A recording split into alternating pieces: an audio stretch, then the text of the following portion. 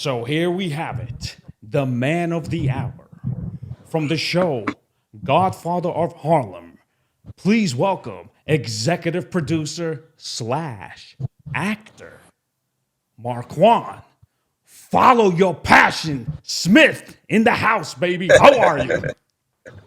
Man, you should start working for like a boxing announcement ring or the NBA or something. That was really great intro, Eddie. Man, great intro. Listen, all I Jeez, want you you, did better than Howard Cosell. You well, know? I mean, thank you so much. Listen, you see how those the title is covering you? I just want to put your laptop just a little bit up if you can. Yeah, like that.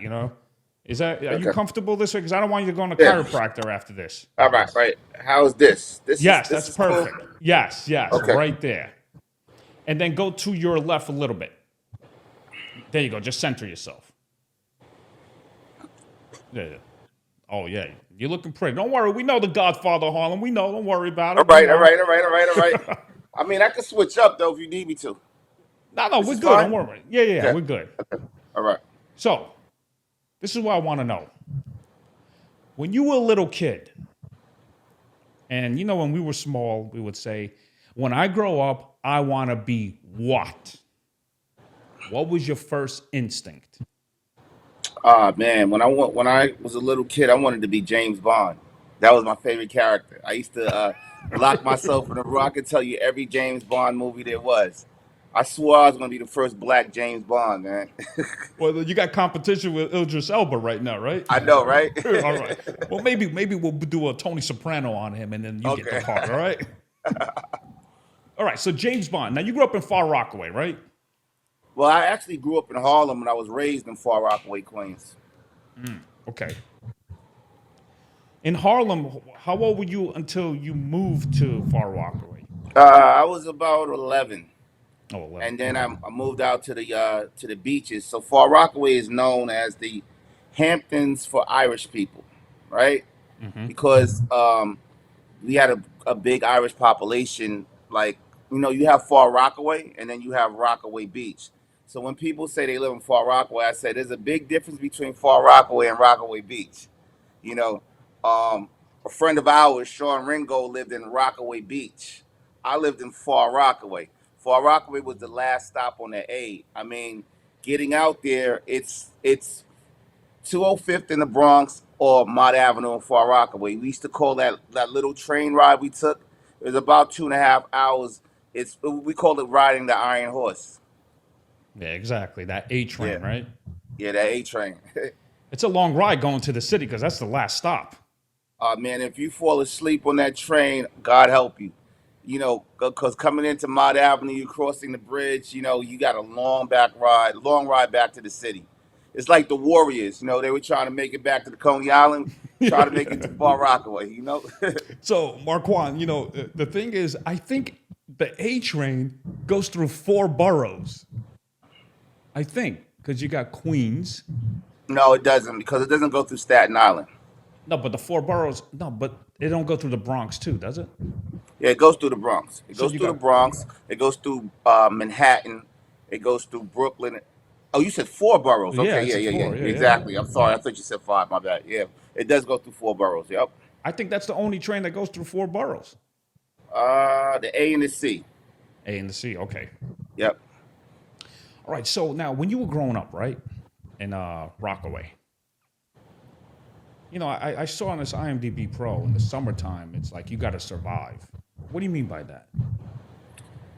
Well, I mean, growing up in Rockaway, let me put it like this: we lived in a little peninsula, an inlet, right? You had to cross the water to get over there. It's basically people from Far Rockaway don't even consider themselves part of Queens. It's just like I'm from Far Rockaway. It's one way in, one way out. You could take the bridge through coming over Brooklyn, or you can go through Long Island, right? And Far Rockaway had nothing but housing projects. So when you're growing up and it's about 10 to 12 housing projects on this little inlet and we're all trying to cohabitate with each other, it becomes like really crazy. I mean, imagine as a kid growing up and you you run with this group of kids and they're from Edgemere, and then I run with these group of kids and they're for the 40s, and we all got to share one McDonald's, but it's tension amongst each other, or we got to share a laundromat, or getting a slice of pizza at Gino's Pizzeria on Mott Avenue. It can get really hectic. It was just a lot of it was a lot of tension. It was a lot of like a powder keg getting ready to bust. Now, your brother, right? He was Yeah, he was in the hip hop business, right? He was in yeah, music, yeah. and at the time when you were a teenager, were you like, man, I don't know what to do with my life? When you're in the high school level, you're surrounded by negativity. I'm sure people are telling you, well, you know what? You ain't gonna be nobody, this and that. You don't know. You shouldn't be chasing a dream. Fuck that, right? I mean, were they saying shit like that to you? With me, I was just a different person, man. I was always a go getter. I've been, my brother. I credit him for giving me the opportunity of bringing me on the road and allowing me to see a different environment, because I was in and out of juvenile facilities. From you know, it was almost like a rite of passage as a kid. The way I was growing up, and I was just the wild card in the deck of cards. And my mother was worried about me. Coming to court all the time. Spofford to DFY. DFY was called Division of Youth back then. Hmm. So pins, petitions, persons in need of supervision. I remember being in Lincoln Hall, which was a DFY facility, and my my counselor giving me a book called Man Child in the Promised Land. And Man Child in the Promised Land was a book about a guy by the name of Claude Brown. It was an autobiography on his life. And just reading that, I looked at him like that was me. That was a reflection of me. Um, he was addicted to drugs. I wasn't addicted to drugs, fortunately, but he was addicted to drugs. He was living on the street. He grew up in Harlem during the Harlem riots, and he got his life together and he became a Pulitzer Prize winning journalist. So, reading books and watching movies is really kind of like what saved me. I would lock myself in a room and I would watch movies like Rebel Without a Cause, On the Waterfront, Raging Bull. One of my favorite movies is Once Upon a Time in America by Sergio Leone. I like the character of Noodles. So, Right. let's just looking at these films and knowing who the directors were, whether it's Coppola or Scorsese or Sergio Leone, or it just it embedded something in me where I love the craft of playing make believe, of escaping your reality and making this your reality. So I could credit watching TV and reading early in life as something that saved me as well too. So while the kids were getting in trouble, you just locked yourself in your home and you just started watching No, I movies. was actually getting in trouble with them as well too. But I was one of those guys. I can be extroverted and introverted at the same time. I call myself an ambivert. So I was running the streets, and if anybody knew who I was, they'll be like, "Yeah, he had a rough life. He was." I was out there. I remember riding the trains, not having a place to live because I couldn't abide by my mother's rules, and I used to time myself. I'd be like, "Yo, well, if I ride the train 3 times." By the time I get back to Far Rockaway, the sun will come up and then I can go outside and hustle and make some money. So that was the mentality that I had. And now when my older brother got his record deal, he was just tired of seeing me in and out of juvenile facilities and just running the street. And your little brother just got into this, your little brother just got into that. And he used to work at Kentucky Fried Chicken. And they used to call him the Chicken Man. He used to come outside with flour and smoking his cigarettes, but he would tell everybody, "I'm going to be a rapper." And we used to hop the A train and go to the city to this seminar they used to call the New Music Seminar, right? And he would, peddle his demos. He won a contest at a roller skating rink, and he got signed by R.I.P. Andre Harrell, who was the president of Uptown Records. And I remember when this video came on Video Music Box, treat them like they want to be treated, with Jodeci in it. Puffy was doing the running man in it. It was just like, wow, my brother really did it. And he became the talk of the town. And my brother said, "You know what, get your bags because I'm getting you out of here." And he had to formulate a budget for me because the label gave him a budget. So the budget was like, what is he? What is Markuann going to do? They called me Silk. That was my nickname. It was like, what is Silk going to do? He said, you know what? I'm gonna make him my roadie. So I became a roadie on the road. And then for your listening audience, a roadie is a person that does the grunt work. I was the first one on the bus, last one off. I was breaking down props on stage. I was carrying those big 1,200 turntables in these big gray coffins, and I became good friends with a good friend of mine who's no longer here by the name of Tupac Shakur. Tupac was a roadie for Digital Underground, and Trutch was a roadie for Latifah. So we were just brown kids that was trying to just make it, man, in this game, and just be creative, man. Just be creative and find our mark in life. So let me ask you a question. What's the schedule of a roadie? Let's just say you guys perform that night, then you got to pack it up and leave that night and go to another destination, right? Not all the time. Sometimes we may stay overnight, Mm-hmm. but my job is to make sure everybody's bags is off the bus, at their rooms, making sure that I protected the show tape. The show tape is the tape that we performed on, whether it was a DAT, as technology blossomed, there were DAT tapes, or whether it was just the 1200s. You had to make sure that the coffins were on the actual bus. So I did all the grunt work. So it's I pretty was much doing everything. so it's pretty much like the PA in the film. Yeah, Okay. And exactly. it'll be like, you got to carry some heavy shit, right? It's just you and another person? Yeah, it's just me. I think the PA job is more glamorous than the roadie. Right. It's just like hey, go get this, go get that. But then I graduated from being a roadie and I became a hype man. My brother knew that I love music and I had some skills rapping, Mm-hmm. and I came on stage with him and I just was his backup guy. You know what I'm saying? Like ad libbing his lyrics and helping him with the lyrics and things like that. Marquand, did it give you that pride and joy when you once you come on stage and you got the crowd in front of you? Did you feel like, oh man, I love this? Oh yeah, I mean, just the feeling of making someone laugh, making someone cry, no, someone that knows your lyrics and your art and your work. It was just very exciting to me. I actually had a record deal with Whitney Houston's company. She had a label called A Better Place Records, and it was through Elektra with Merlin Bob and Sylvia Rhone. So she had me signed over there as an artist. Whitney's nickname was Nippy, so her label was called A Better Place Records, and it was under Nippy Inc. And Robin Crawford ran the label. And so you were hanging out with Whitney Houston at that time too? I mean, I was just it wasn't when people say you were hanging out with Whitney Houston and Mary J. Blige, these were all people. This was my circle. It's Right. like you're in acting, you see Robert De Niro. It's like, oh, that's just Robert De Niro, or that's Al Pacino. Right. It wasn't anything to me. It was just like, okay, that's Whitney. Thank you. I have a record deal. But you just want to keep creating, man. My Hmm. brother actually fired me on the road. Yeah, I was about to mention that. He actually Yeah. fired you? Why? Well, it wasn't a firing where like, yo, get the fuck out of here. I don't want you Right. here anymore. It was more like you've been in the nest too long. You've met a lot of people. Now it's time for you to fly. Um, I don't know where I'm going to do my fourth album yet.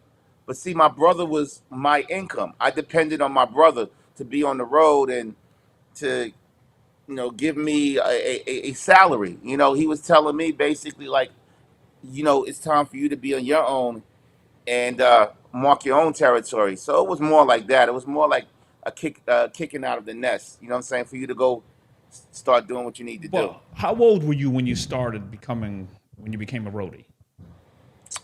16. 16. And then when did he fire you in a good way? About 21. Okay, so you did 4 years, but what about school at that time? 16, you're still like a Well, junior, aren't you? fortunately, we were touring during the summer a lot of the Oh, okay. times. Most of the times we were during summer, and I was actually in and out of juvenile homes too. So my last year of school, I came home to Far Rock High School, and I graduated from Far Rock. Far Rockaway, okay. And And then, then I went back. Then I went back on the road. After that, I went back on the road. all So right, So Yeah, after he fired you in a good way, which yeah. happens, right? I mean, like, pretty much it's like, listen, you need to resign. How's that, right? Nah, it wasn't that. No? You making it so easy. He was like, "Yo, bro, you fired." Just That's like what it that. was. Just like that. Holy Not you. shit. I wish I had a boss that said you need to resign. He was like, "Yo, you got to go." But if he said, because he knew my temperament and he knew what I was, like, I'm hard headed. You want me to resign? I'll get the fuck out. He's like, Right. "Nah, you got to go." And I appreciated that because he was going through a rough patch in his career as far as I don't know where I'm going to be signed at next. So I don't want to have you in limbo. Everybody, he gave me an opportunity. He led me to the water. He showed me how to fish. You know, he said that now it's time for you to season it and cook it yourself. You know how to fish. You met people. You know a lot of people in the industry. A lot of these executives love you. Go out there and create your own path. Create your own lane. So then after that, then what? Oh, after that, I came back home when I was trying to figure it out, and I was always good in basketball, right? So I went away to school after going back to the streets and hustling, trying to figure out what I need to do while my brother was trying to figure out his career change.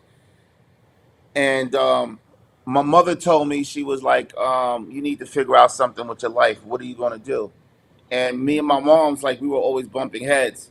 So I ended up leaving and I stayed with a friend of mine for about a year and his family. And during that year, I was hustling. I was getting into trouble on the street. I mean, I got into so much trouble that they had a hit out on me, like another project. Like, Hold on. and Markuann, this, I want you to open up to me. Can you elaborate saying you got in trouble? What'd you do? Come on now. man, it was a lot of. I'm so I was trying stupid. to. I was trying to get rich at a young age by any means necessary. Oh, Put it okay. like that. Yes. I get that part. By All any right. means necessary. Um, it was a lot of egos, a lot of I come from a place where I could say this. I know how to rodeo. I know how the story ends. There's a lot of artists, few artists, not a lot of artists. Let me get that right. My friend Stack Bundles, rest in peace. He was a rapper out of Far Rockaway. He got murdered. Chinks Drugs was a rapper out of Far Rockaway. He got murdered. Nothing good comes out of Far Rockaway. That people celebrate. You understand what I'm saying? Right. It's like a crabs in a barrel type of situation, and I knew where it was going to lead to. So me being thrown back into a community that really doesn't uplift you. You don't want to be tolerated. You would love to be celebrated, right? My brother moved out. I had to figure out what I needed to do to survive at that time. So I was going in and out of state. I was going to Connecticut. I was going to Washington D.C. I was coming back out here. I had problems on the streets of Far Rockaway, and I had to figure it out. And big shout out to the Bunbury family. They allowed me to stay with them for a year, right? And I humbled myself and I started working at Pizza Hut. And I remember I worked at Pizza Hut and worked at Pizza Hut, and I saved enough money, and I got recruited by Sullivan County Community College for basketball, but just as a red shirt. So I went up there to college and I just started my life over, and I played basketball and just got out of that environment. Did you play 2 years there? 2 years. And then did you go to a 4-year school afterwards? Yeah, I did go to a 4 year school. But when I was up there, I didn't want to play basketball anymore. I was just up there. I just got into trouble again up there. It was just me just trying to find myself as a kid. I ended up leaving there and I ended up going to school in Baltimore, Maryland. I went to Morgan State University, and up in Morgan, it was the HBCU. I met a lot of people. I had real fun in Maryland in the Baltimore area. But if you know anything about Baltimore, Baltimore is a very different town. So when I say very different, it's to this day, it's like downtown Baltimore is very nice, but out the outskirts can get very shady. So I was out there and I was going to school, still just trying to figure out life, man.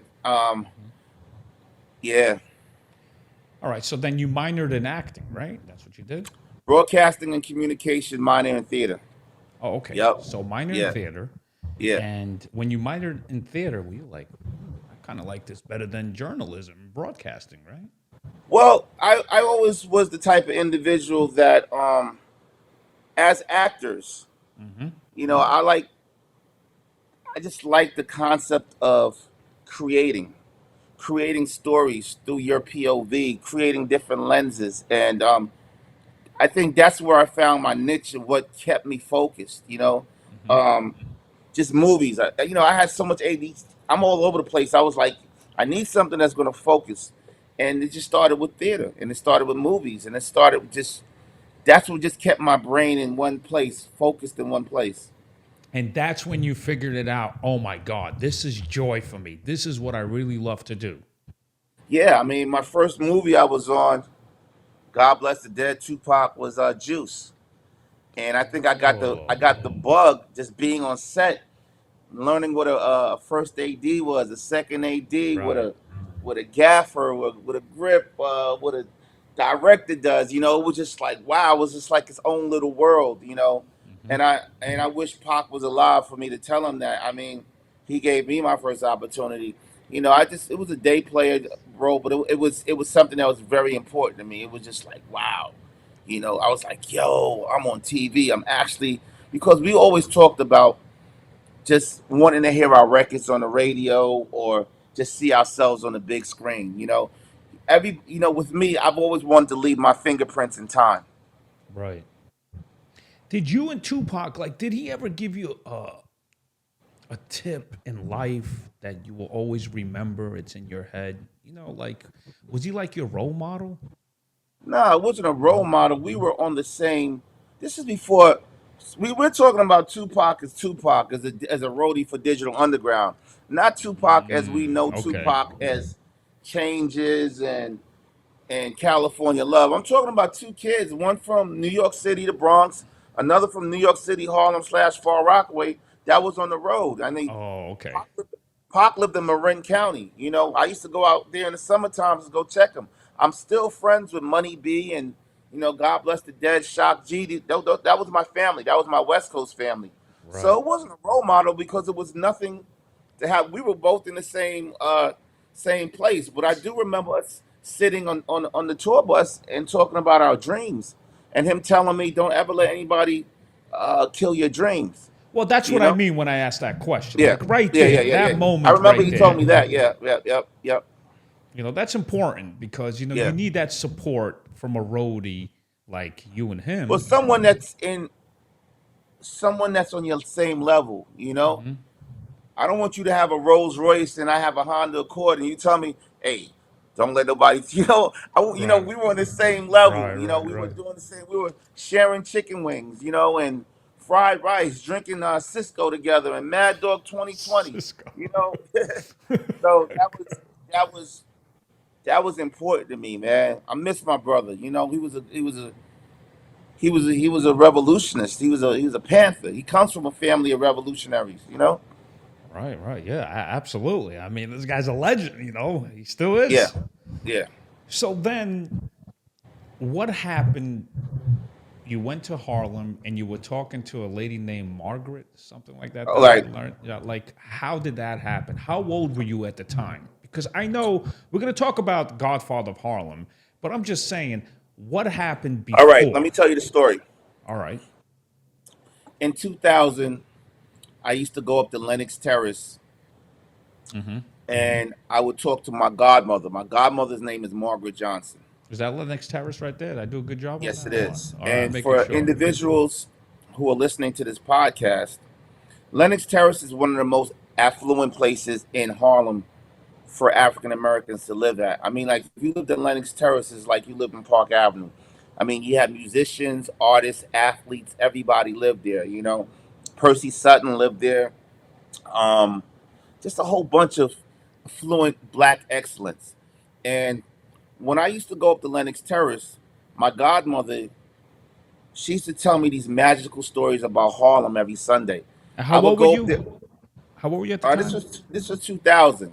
Okay, This go is ahead. in this is in the year 2000, 99, 2000, right? And she would tell me these magical stories. and I would just sit there. I would buy her favorite sandwich, which was beef tongue on rye bread with mustard. That's what she loved to eat, right? Sounds delicious. Go ahead. And she would tell me how she used to walk out of a tenement building and smell fresh laundry hanging out of a window, or walk past 125th Street, look up and see James Brown's name on the marquee, right, of the Apollo, or walk past Sugar Ray Robinson's barbershop, look outside, you may see his pink Cadillac.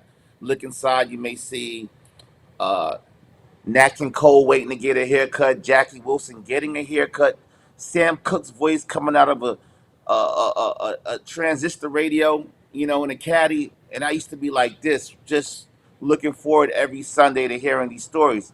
But she also used to tell me how in the 60s it was one of the most tumultuous times for African Americans.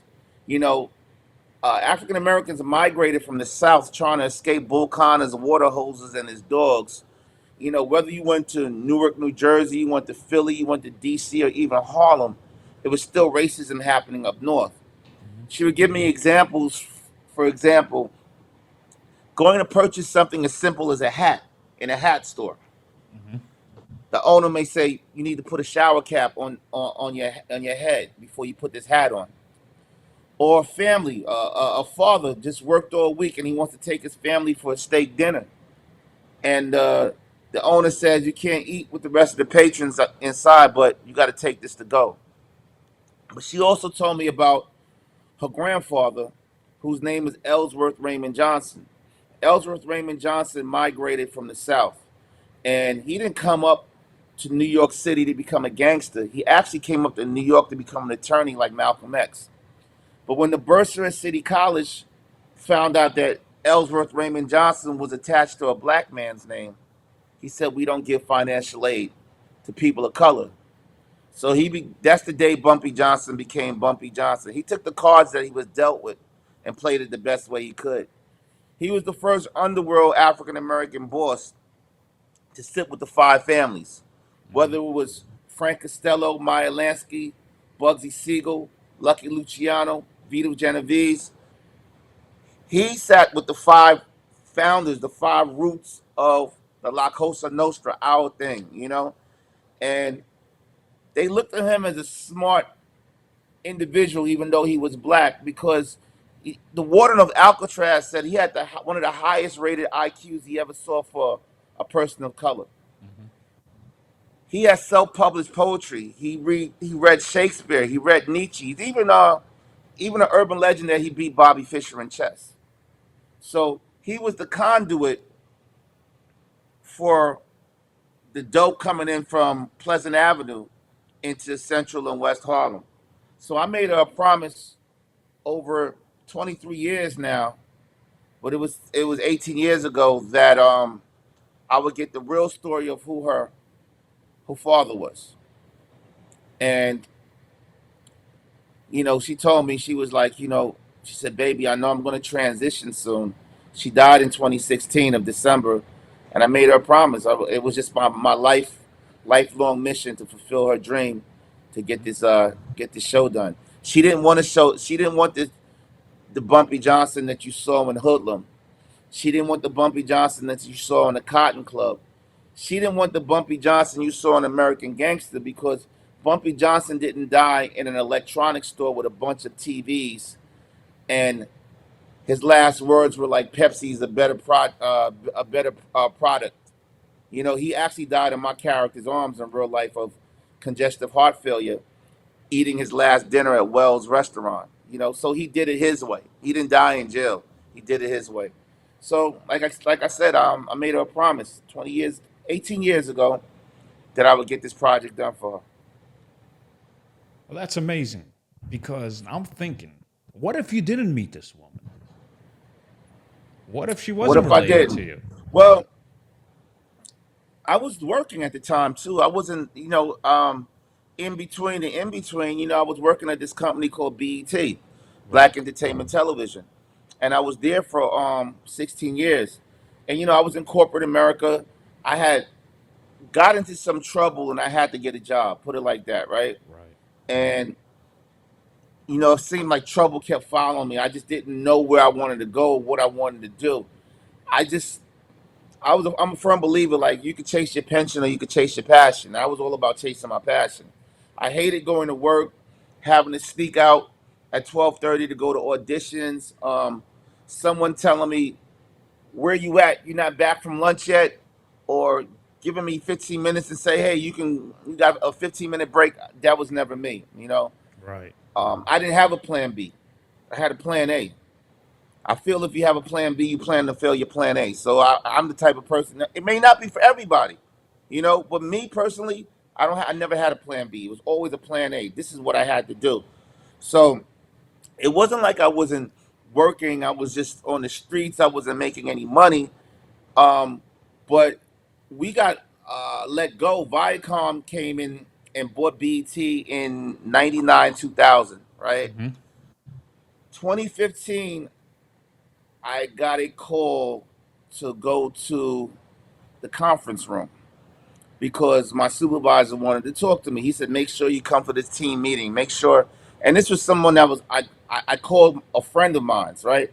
But now I realized that he was more of a job associate.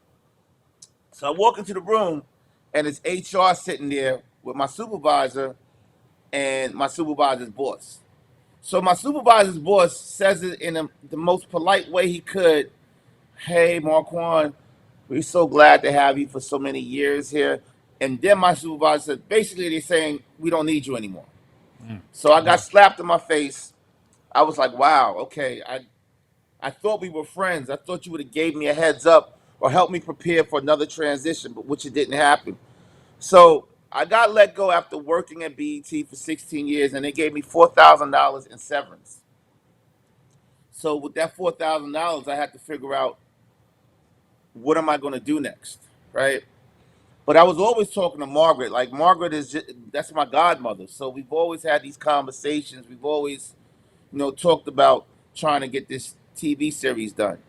So when I got let go, it was like just added fuel to me just to go harder and get it done. So it's kind of a good thing that you got let go, Yeah, yeah, it right? is. I It mean, is. It is. But it is now. But how many people can really face their fears? right. Like, there's a lot of people that are comfortable, that they're walking on I call it this: you're walking on a tightrope with a safety net underneath. So if you fall, you have a safety net, right? I didn't have a safety net. I didn't want to wait till I was 67 years old for me to be allowed to retire and live a good life with about 20 grand in my bank account, right? That's the Absolutely greatest right. Yeah. that's the greatest trick the motherfucking government ever told you. You Oh know what I'm yeah, saying? yeah, yeah. you So know, I yeah.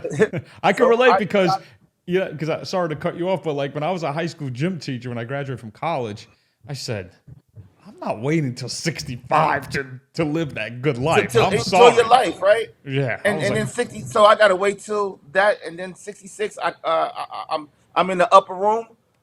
It's shit. just like, I'll be yo, I'll be getting colonoscopies every 5 years when at that time. yeah. So So yeah, I continue. Go decided, ahead.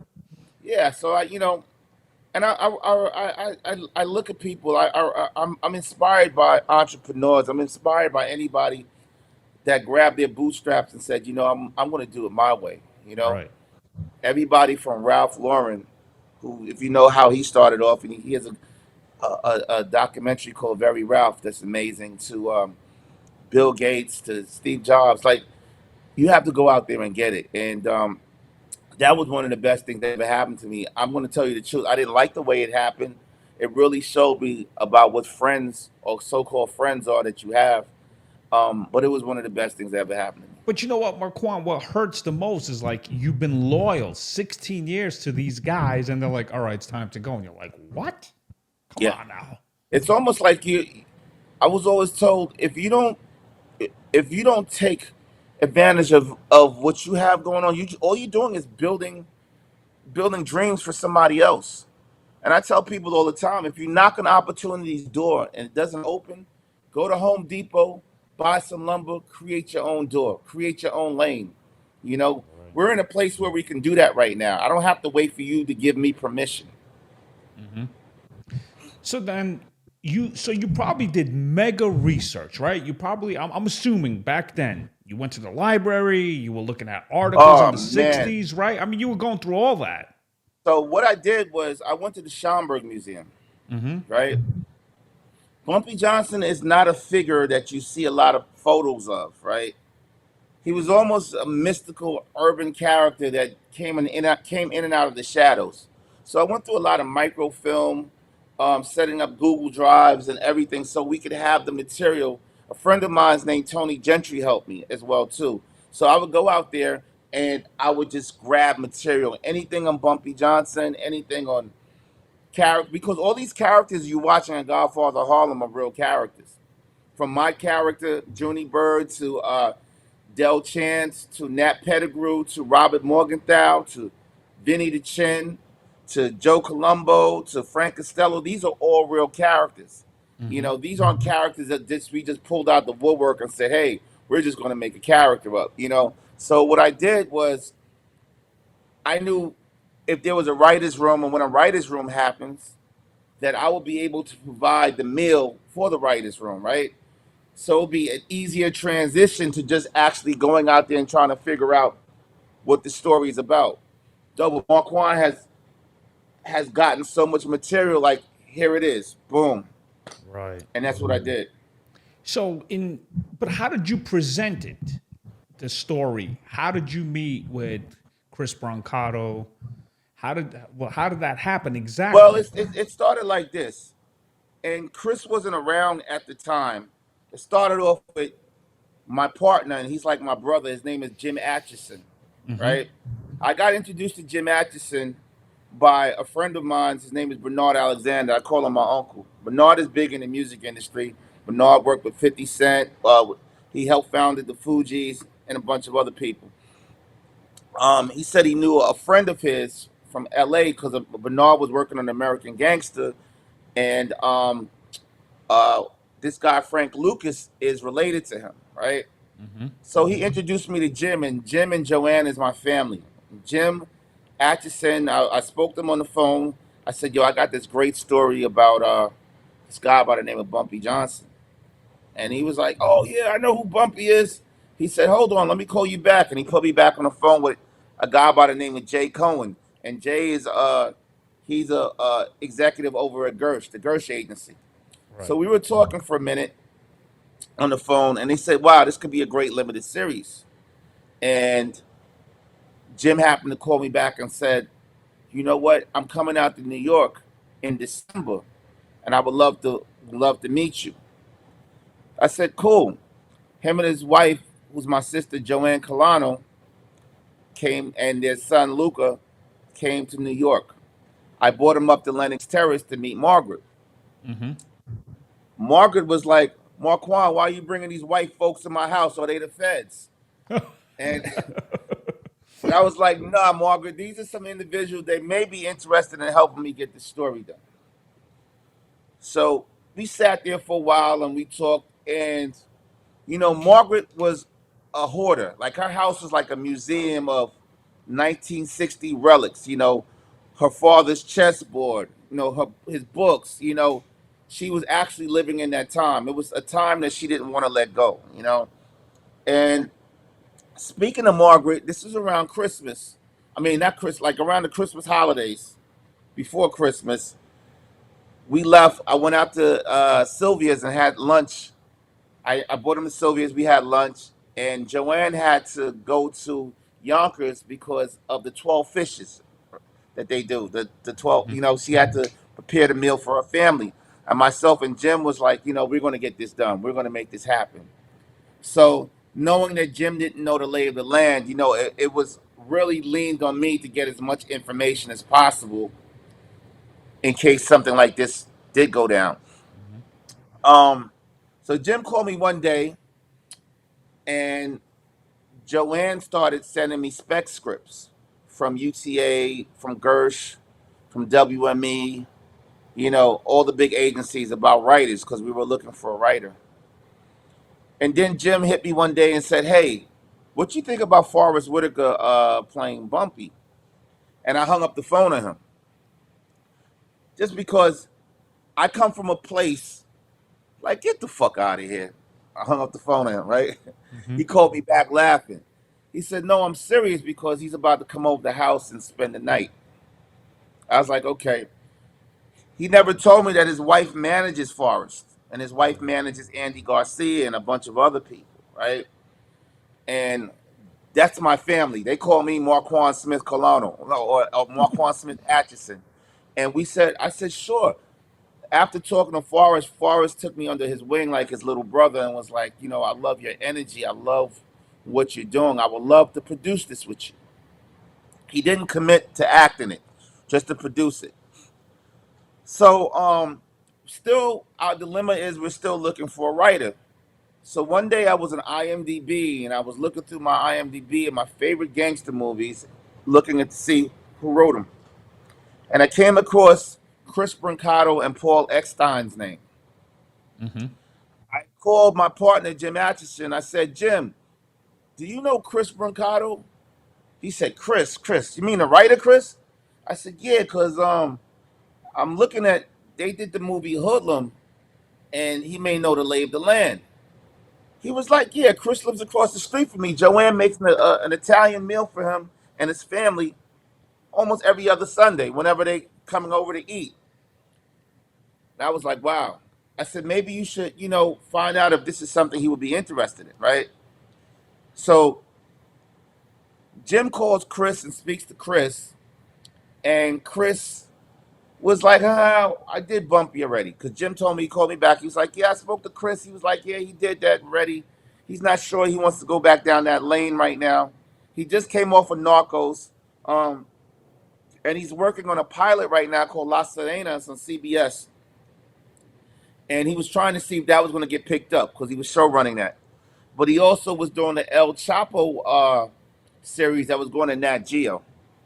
So he was very busy. So I said, what about Paul? Jim said, okay, let me call Chris back. Chris called Paul. Paul worked with him on Narcos and Hoodlum. And Paul said, hell yeah, I want to do this. So Paul flew out to meet me, but Chris wasn't involved at the time because Chris was working. So Paul flew out to New York to meet me and we sat down and we talked. And he was like, I'm all in. He said, Bumpy actually put my grandmother through secretarial college. Wow. So Paul was a big part of this project because it started off with myself and Paul and Jim. And as Paul was writing and writing and writing, we were still trying to get Chris involved, but he was busy. He was caught up in his other projects. Paul called me one day and said, "Hey, Chris wants to get involved now." And he said, "Yeah, but the only way that we can tell it, which could be very different, is tell it from the perspective of Bumpy coming home from Alcatraz in 1960s uh, America at that time, which is one of the most tumultuous times." Yeah. And Chris flew out to meet me. That's my big brother. We sat down, we talked. He asked me, he said, Markuann, he said, you really are passionate about this. I said, yeah, absolutely. Because no one ever gave me an opportunity. I always had to create my own lane. And he said, well, I'm looking forward to writing on this. And Chris came on board. Now we had Voltron form. We had Chris, we had Paul, we had myself, and we had Jim. And Forrest and Nina, his producing partner, were involved. So we just started creating these stories and getting the content and getting the script right to pitch it. Chris was over at ABC Disney or ABC Signature. Big shout out to Pat Moran, who was the president at that time, and Tracy Underwood. And I remember when I got my deal with ABC, um, an executive sat me in the room and was like, "Hey, I just want to manage your expectations, but for you to sell this show and star in it, you might as well get struck by lightning twice." And I guess I got struck by lightning twice because I'm here talking to you right now, Eddie. So it was a hard road for us. We were all in the trenches. Chris must have went through about 14 scripts with Paul. just trying to get the script right. Because once again, Forrest is committed to produce it. He didn't commit to being it. And as actors, we know how can we commit to be part of something with the we don't know what we're being part of, right? Right. Yeah. So on the 14th or 15th script, after going back and forth, all of us, I was doing all the research and bringing in the research. And, Chris was like, wow, for you not to be a writer on the project, but you just bringing in, I've never worked with somebody like you before. I was just bringing in research and research and research. Forrest finally read the script and he was like, I like it. And I remember before we went out with WME, we were like, as far as committing, as far as going to commit, as far as going to commit. And I think Forrest was in Egypt at that time, and we needed to know. We were like waiting, we were waiting, we were waiting because we had to go out and sell it. It was in November. Forrest was called and said, "Yeah, I absolutely want to play Ellsworth Raymond Johnson." Wow. And then we were off to the races. So, if you guys were you thinking about someone else if Forrest wasn't the person? Like, No, it was just strictly him. no, not. I mean, if Margaret was alive, she was thinking about like Michael Clark Duncan, Charles Dutton, Hmm. people like that. But it wasn't that far down the road as we were. We always thought about Forrest. There was no one else that we wanted to say, "Hey, if Forrest didn't commit, we want to go somewhere else." With no, it was always Forrest playing Bumpy. And then when you finally you got everything going right, and then you actually had to audition for your own show. Oh yeah, absolutely. I mean, I used to get hazed all the time by Chris, right? And I get it. For a guy that's put 40 years into this industry, nothing is going to come easy. And it was crazy because myself, I got called back like 7 times, right? I was auditioning for Meredith Tucker, and I kept banging it out and banging it out because Margaret's dream was for me to be part of this as an actor because she saw my struggle. And I got called back like 6 times for a role. And Forrest was very excited about it. He was like, "Oh my God, I'm so happy." I was running lines with Forrest during the summer. We were just kicking it. We were doing motion. We were doing everything, right? And Chris was like, "Hey, man, I know how these studios are. I don't want it to be any type of nepotism or narcissist or whatever like this. This is what we're going to have to do." And I said, "Fine." I could have been no, fuck that. This, and I'm not that type of person. I was like, you know what? Because I believe in myself. Hmm. My journey has a lot of roller coasters, a lot of arcs. It was never a smooth road for me. So I said, this is just another something else I have to prove.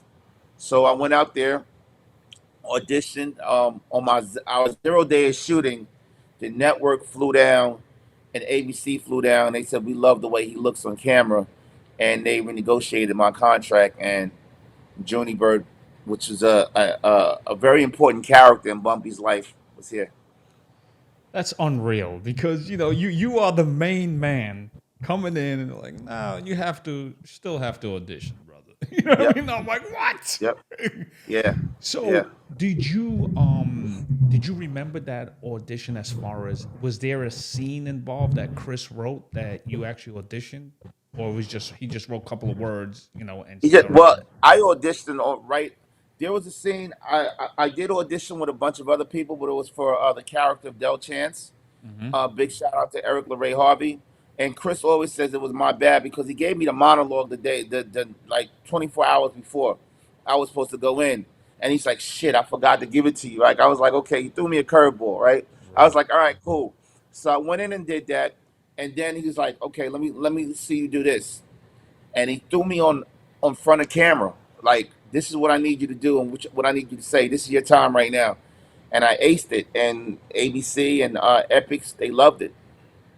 I mean that's amazing because I audition all the time and you know how us actors we get Yeah. rejected 98% of the time and you can nail an audition and I use it as a baseball terminology. It's like you could hit the ball so perfectly, so hard, it's gonna go and it's in someone's glove. You're out. Sorry.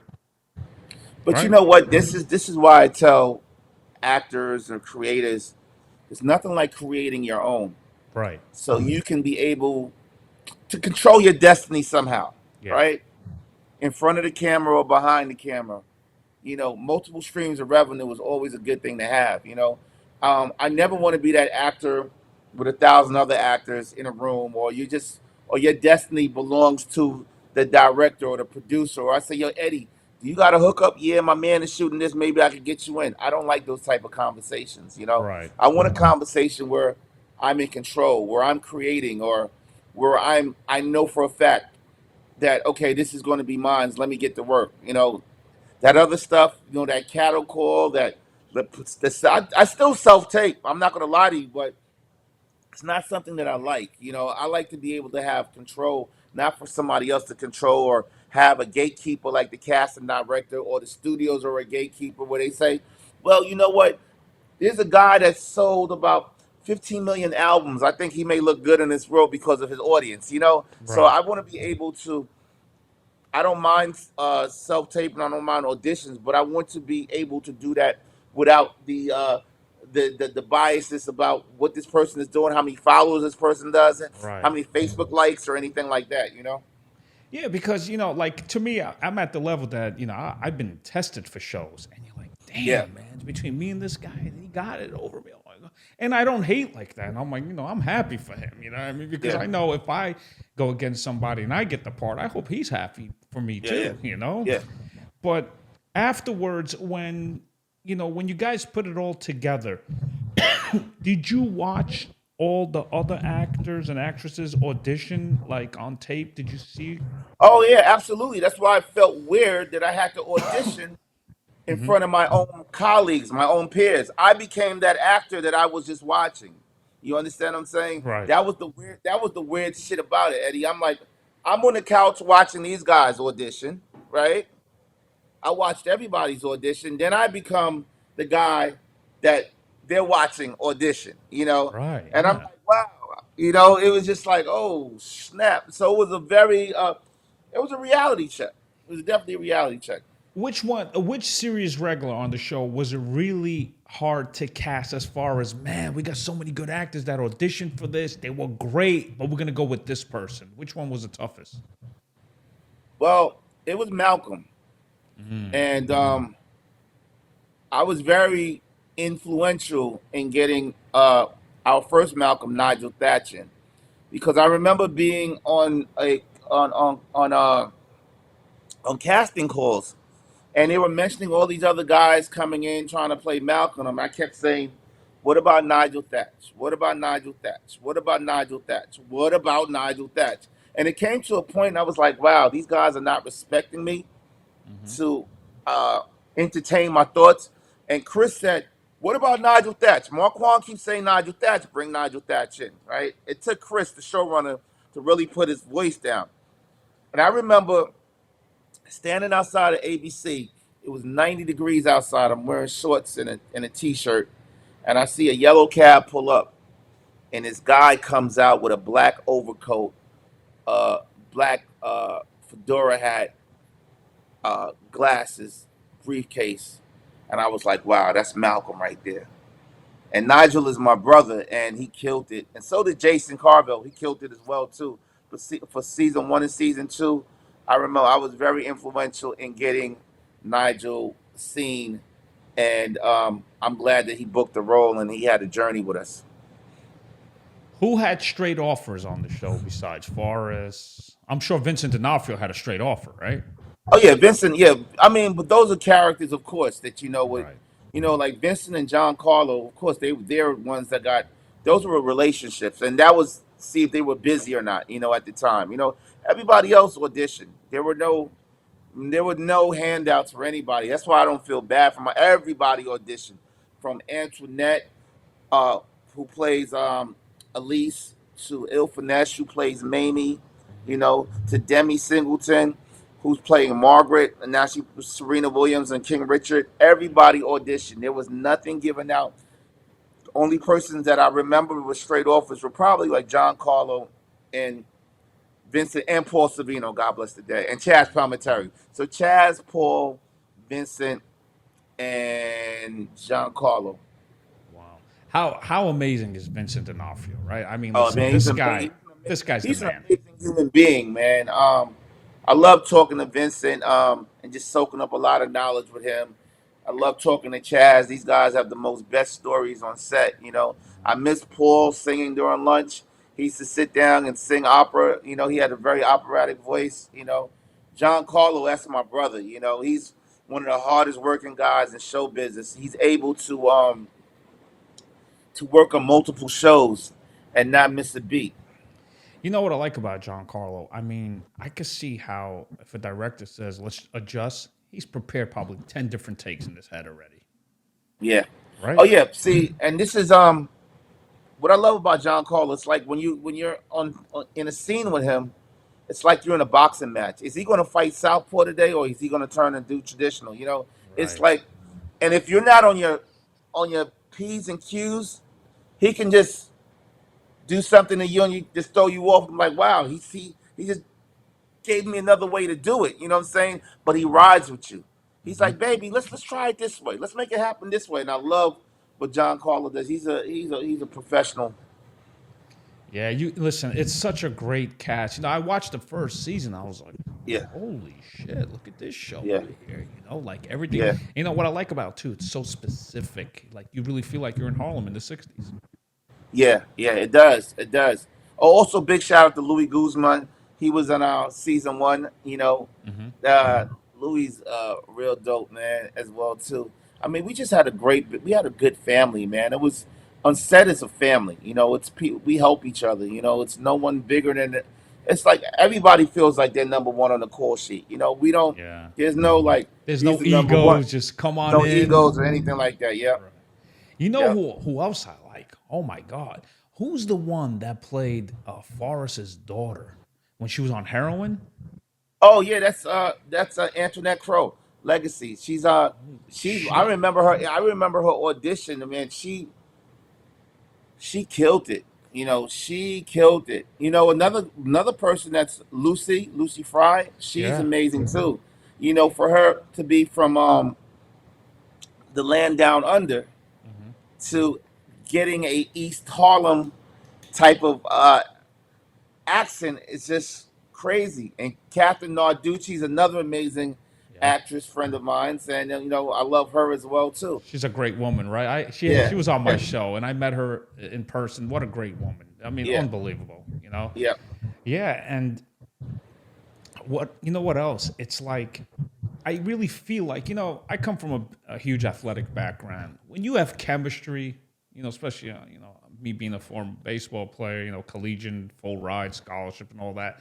When you have that chemistry on set, it's like you're looking forward to coming in the next day at 5 Oh a.m. yeah, Like, let's yeah, go, baby. Let's yeah, yeah, go, yeah, right? yeah, yeah. Like, Let's you do it. guys Let's had that do it. feeling, right?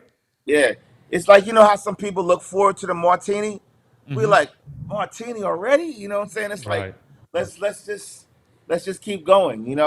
We miss each other. It's like a family reunion. We're like, oh man, we can't wait for season four, so Right. we can go back on set and just make some great content. Did you guys shot in Harlem, right? I mean, or in the Yeah, we studios? shot in Harlem. We shot in Brooklyn. We try to utilize. Big shout out to Ray Quinlan and who's our a line producer and our location team. We try to get as many locations that look at the time period for what we're shooting. So we've used Morningside Park. We've shot it on Broadway. Hmm. We've shot all over Harlem. Actually, we love shooting in Harlem. But we also shoot in Brooklyn too, like the Canarsie area. That's That's where where our I grew studios are. up. That's where Yeah, I grew yeah. up. Uh-huh. And do you guys shoot right here? Because I'm in Forest Hills, Queens. There's a studio, Middle Village, right there, and Cooper Avenue, Yeah, something we like were that. working there. You talking about Broadway stages? Yeah, yeah, yeah. Broadway Broadway stages. stages. We were right across from the graveyard, right? Hmm. Yeah, we were using that in season one. We were using that. We haven't used those studios in the last two seasons. Yeah. It's great acting, man. And like, when you were talking about success, like, are you willing to sleep on the floor? Are you willing to eat tuna fish? Yep. Are you willing to eat cup of But noodles and yeah, stuff? And And it kind of relates to me because at 40 years old, I left LA and I went to a 2-year conservatory acting school. And it was the Wow. Meisner technique. And Wow. the best tip I got, he was my next door neighbor. May he rest in peace. He was my great friend, was Chadwick Boseman. And he said, listen, Wow. if So you, you know Chadwick's producing partner. He's a friend of mine as well too, Logan. yeah, Logan, yeah, I know of him. I never met him, Okay. but Yeah. Yeah. Yeah. Chad, Wow. yeah. So Chadwick, when he got 42, he knocks on my window. He's like, "Hey, go get your glove out." I'm like, "Why? You suck in baseball." He's like, "I got exciting news. Help me out." And when he told me, I was like, "Holy shit! Okay, let's watch videos of Jackie, baby." And I said, Wow. when you take a pitch, I'm telling you right now, you got to look athletic because they go in head hunting when you're at that level. When I say head hunting, meaning the pitcher's trying to throw at his head and he has to dodge it like an athlete, not like a Yeah. helicopter athlete, we call Yeah. it, Yeah. Yeah. you know. Yeah. Yeah. So and Wow. That's and amazing. yeah, and it's like I remember when I was at the conservatory in New York City. I Airbnb my place in L.A. and Chadwick and I would text each other like, "Yo, stick with it, stick with it. I know it's hard, stick with it." And then when he got Black Panther, I was like, "Listen, my man, you don't have to text me anymore. You're a superstar now." He goes, "No, no, no, no. Eddie Mata, you will always be a superstar to me. So you better keep texting me." Wow. He was such Wow. a great guy, man. We would talk about art every day, what Wow. actors, when we look at scripts and all that. And it's because of him I went to the conservatory. And it changed my life Wow. as far as being a transformable actor. Yeah. Meaning, I don't see Eddie as a New Yorker anymore. Holy shit. That's what I want to do. And it's Yeah. also with voice and speech and your physicality and the movement to learn all that. Yeah. That is very important to me. Wow. Yeah. Wow. That's an amazing story. Yeah. And that's why every time I get an audition, I always think of Chadwick, like, Yeah. yo, Eddie, give it, create that behavior, create truthful behavior.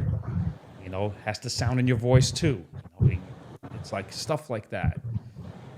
Wow. And he died on my birthday, and it was sad because it was on Wow. August 28th, 2020. Damn, that's a story. Yeah, and Jeez. and it hurts because every time I have a picture of him and and you go through Netflix, and when you see him, you kind of get a little teared up because, like, man, this guy was such a great guy, you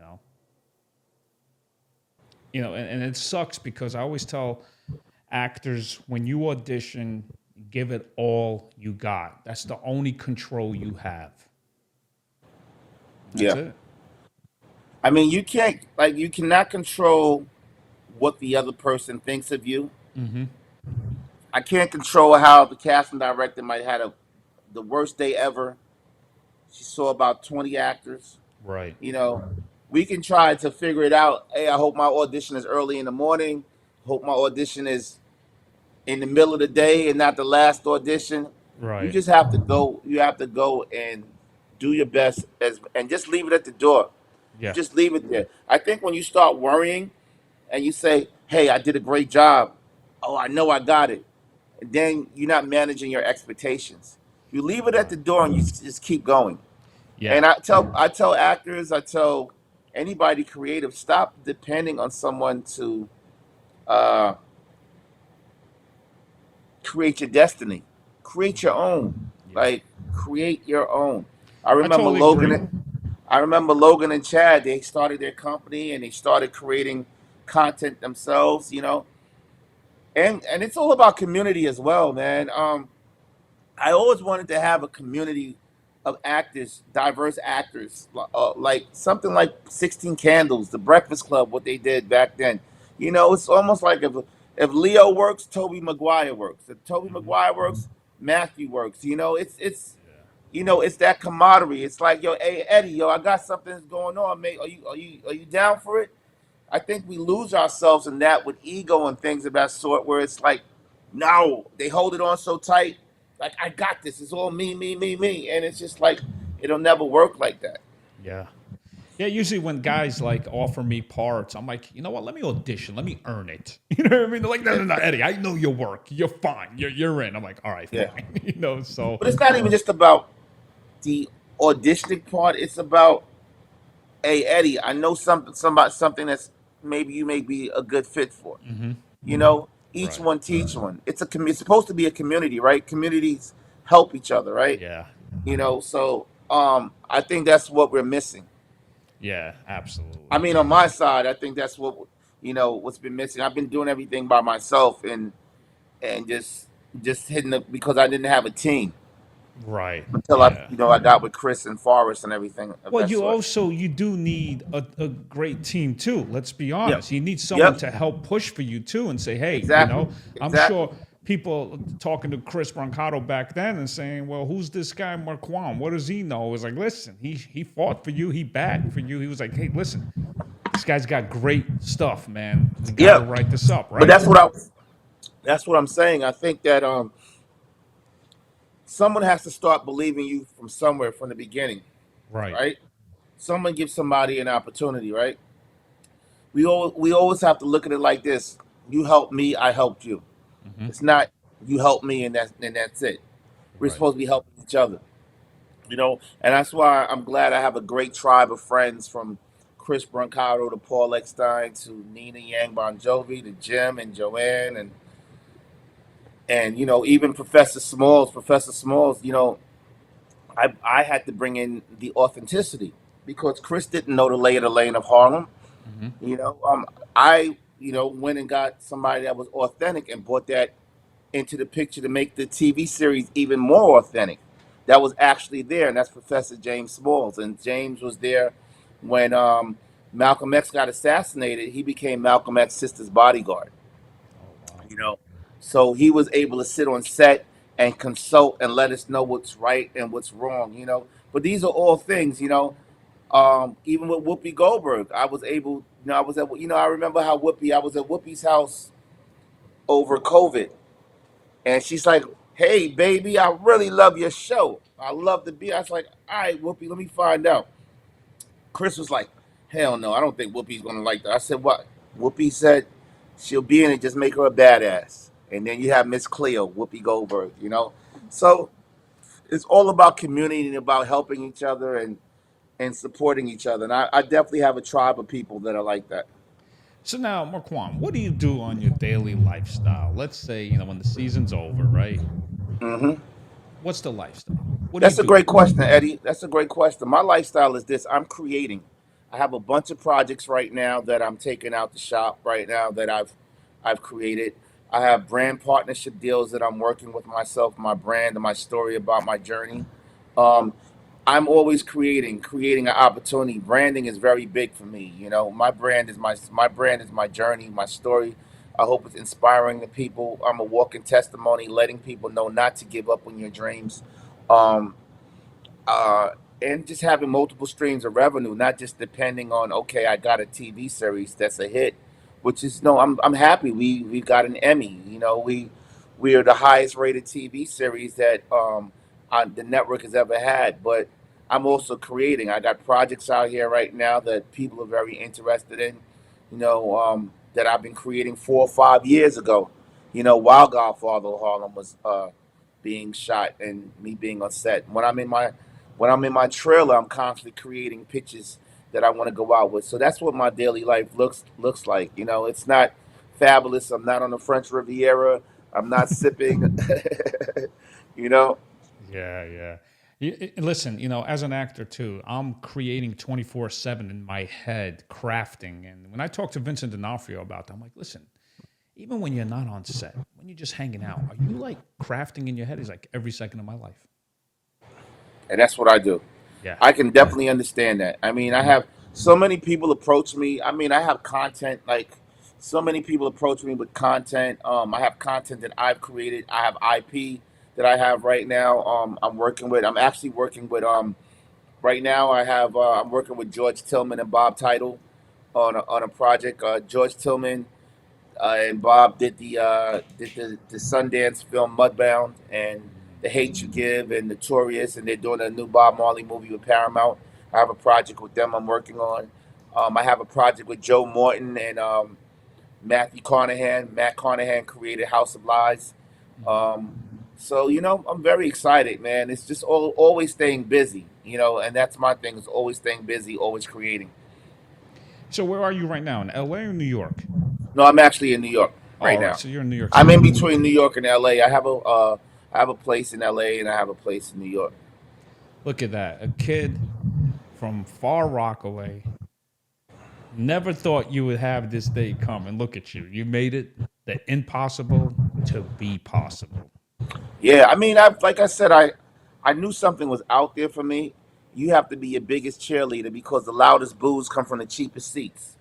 And Yep. if when I say that, how could you talk about LeBron James ain't shit and you sitting in $25 seats, and the peanut guy don't even want to work that hard to sell you peanuts or give you any beer because you so up there. You know what I'm saying? Right, So right. you have to be your own cheerleader, and that Yeah. I've always been my own cheerleader. Even when someone told me no, I always told myself yes, I'm going to make this happen. Yeah, absolutely. Speaking of LeBron James, those Lakers are looking good, huh? Yeah, I'm a Boston Celtics fan though. Yeah. Here's the thing. I'm just so shocked about you, Marquann. You're a New Okay, Yorker and you're a okay. Boston Celtics fan. I mean, that's the rivalry. Well, I did a documentary that you can get on Amazon with Paul Pierce. And Paul Pierce is a friend of mine, right? And I love the camaraderie that Paul and KG and Rondo and those guys had. It just was infectious, So I've always liked the Celtics, Even like I love Jason Tatum, man. I like Jalen Brown's game.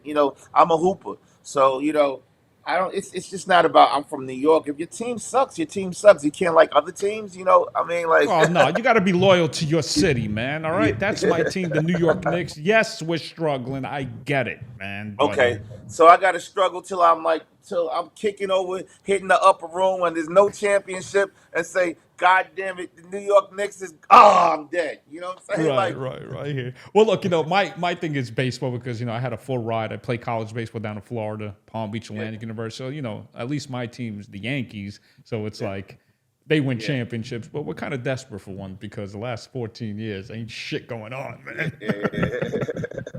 I'm glad I didn't wear no Mets gear today. Ah, no, I called the Mets the junior varsity league, man. You're not a threat. We play you guys what 6 times all year. You're not the Red Sox. Yeah, but listen, I'm very proud of your success. I talked to Sean Ringgold. I said, listen, the last podcast I did was in February with the Blackbird actor Joe Williamson. I said, look, I've been busy, but I need more guests. Who do you have? He's like, Markuann Smith. What is he? Executive producer. Hell yeah, give me him. I love that. Yeah. Godfather of Harlem. Hit show. If you're not watching it, then you don't have a pulse because it's a hit show. Thank you, man. Thank you, Eddie, for having me. Thank you for listening to my journey. Hopefully, we can work together on some projects Oh, and just absolutely, keep man. just keep cre- Anytime. just keep creating magic, man. Exactly. Now, don't go anywhere. Let me just end this, and I just need a couple of favors just off Okay. air. So, Markuann Smith, executive producer, Godfather of Harlem / actor, 26 episodes. And remember, guys, he auditioned for this, his own show. That's how hard it is out there. All Yep. right. Thank you. Hey, this is Marquand, executive producer and actor in The Godfather of Harlem. I play a character named Junie Bird, and please subscribe to Eddie Mata's platform. He's dope. He's amazing. He'll keep you laughing and keep you guessing, keep you wondering. Let's go, Marquand Smith. There you go, baby.